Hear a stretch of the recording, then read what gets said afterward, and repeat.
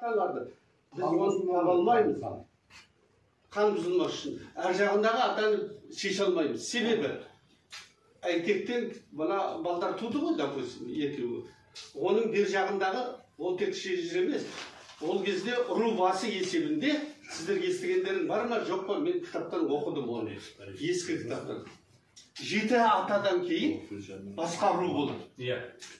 Содан кейін барып ұру басшын жаңа белгілейді. Соның ортасындағы 7 ата белгісіз болып қалады. Көрдіңіз ба?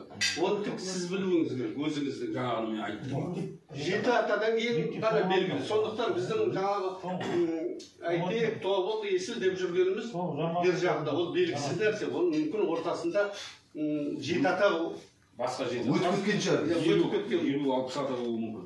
Жоқ, 50-60 емес, тек 7 атадан бәрін отсаң әрине болуы мүмкін. Себебі мынаған қарағанда бір 20-30 атаның ғана аты бар. Біздің қазақ дейтін ғасырлар бойы тұрып келе жатыр.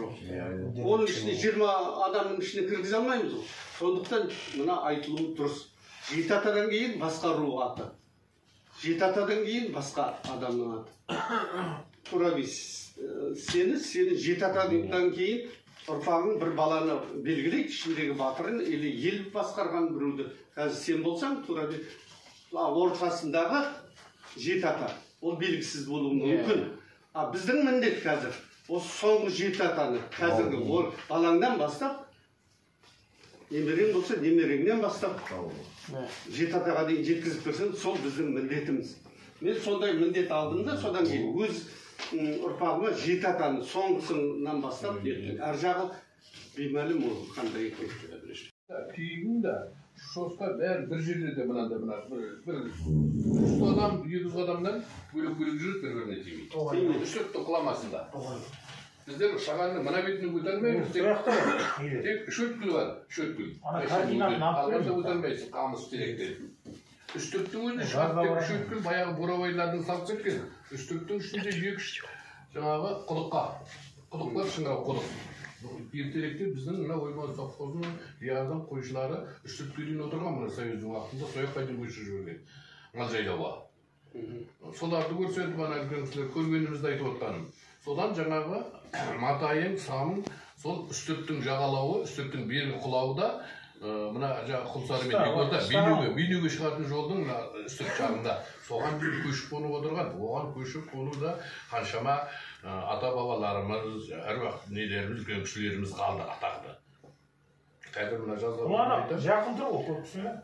Әлжанның алда бергеніменен, Өкайдардың алда бергені бірге жүргенде бізге сырттан баталмайтын еді дейді. Баруда, мал қуған, істеуге деп жазып кеткен несі бар жаңағы Асал ағайдың.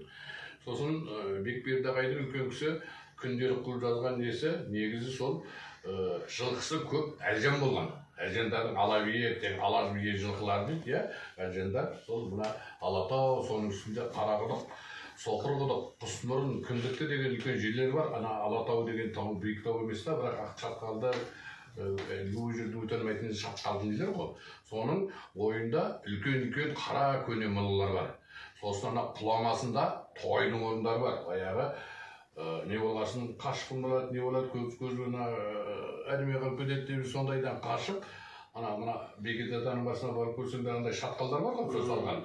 Олар сондай кирпіштен салып, күрке қылып, şu жерлерде мекендеген біздің қаракесектердікі көбі. Сол Алатаудың жан-жағында шатқал таулардың бәрін пайдаланған ғой, ақ не қылып жаңағы Ақшатау, Ақботаңды міне тексеріп, соның астынан жаңағы ісілеміз жасаймыз, мұнай ма не бар деп, соған міне ұқсат бермей жатыр, үлкен айқай болып жатыр. Сол біздің Ақботатау сол. Сол Ақботаны асауға